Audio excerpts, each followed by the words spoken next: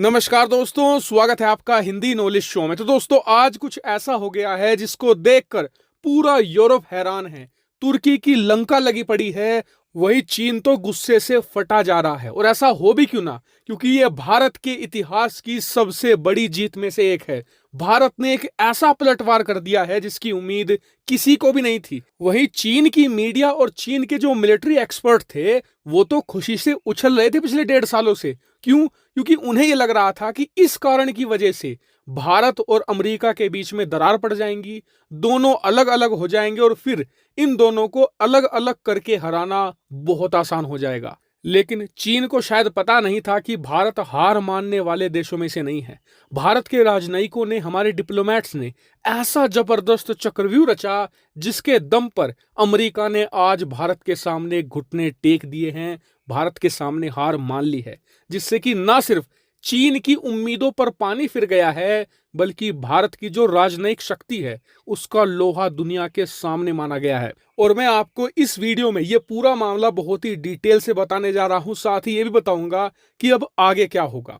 तो चलिए बिना टाइम वेस्ट के वीडियो को तुरंत शुरू करते हैं। तो दोस्तों, ये बात आप सभी लोग जानते हैं कि भारत ने अब से कुछ साल पहले रूस से S-400 एयर डिफेंस सिस्टम खरीदे थे, जो उस समय दुनिया के सबसे ज्यादा बेहतरीन डिफेंस सिस्टम थे और आज भी वर्ल्ड क्लास डिफेंस सिस्टम की श्रेणी में आते हैं।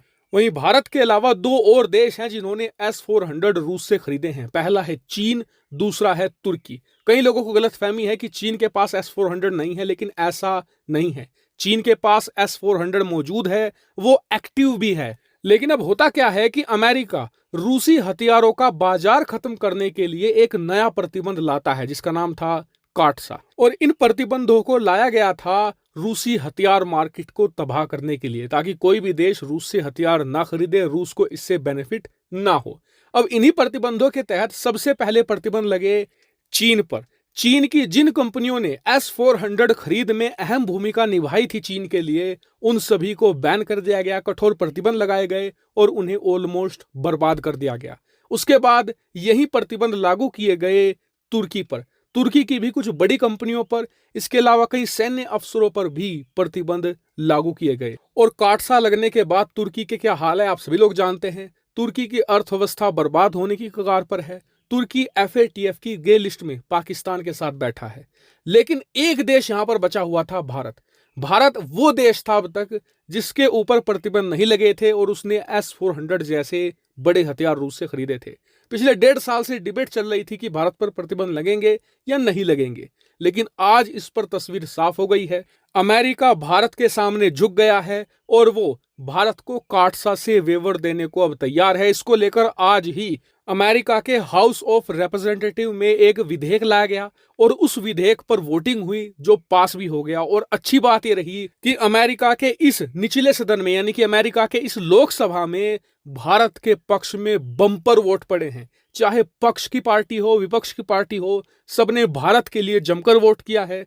टोटल 435 सदस्य थे, जिनमें से 99 भारत के खिलाफ गए, लेकिन 330 ने भारत का साथ दिया है। यानी लगभग 2/3 मेजोरिटी के साथ यहां पर भारत के समर्थन वाला विधेयक पास हो गया है। अब इस विधेयक को भेजा जाएगा यहां पर सीनेट में, जिसके बाद ये अमेरिकी राष्ट्रपति के सामने जाएगा, जहां पर कहा जा रहा है कि जो बाइडेन इस पर साइन कर देंगे, जिसके बाद भारत को ऑफिशियल तौर पर काटसा से वेवर मिल जाएगा। वहीं इस विधेयक की जो लैंग्वेज थी ना, वो मैं आपको बताता हूं। आप मुझे कमेंट करके बताइएगा कि आपको ये पसंद आई या नहीं।